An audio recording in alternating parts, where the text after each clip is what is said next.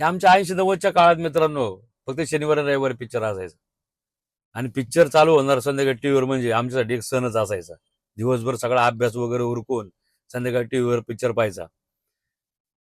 Picture चालू व्हायच्या अगोदर दूरदर्शनचं एक चिन्ह यायचं आणि एक संगीत ऐकू यायचं.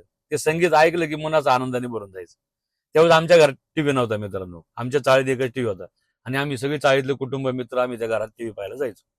कुणी खुर्चीवर, कुणी चटईवर, तर काही उरलेले खिडकीतून डोकून पाहायचे.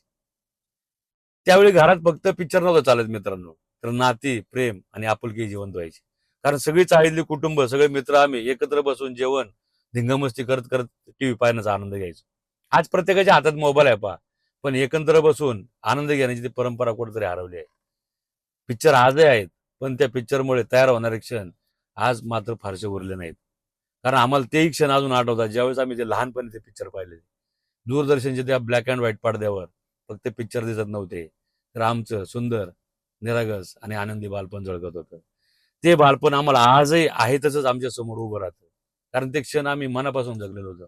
तुम्हाला आठवतं का तुमचं बालपण?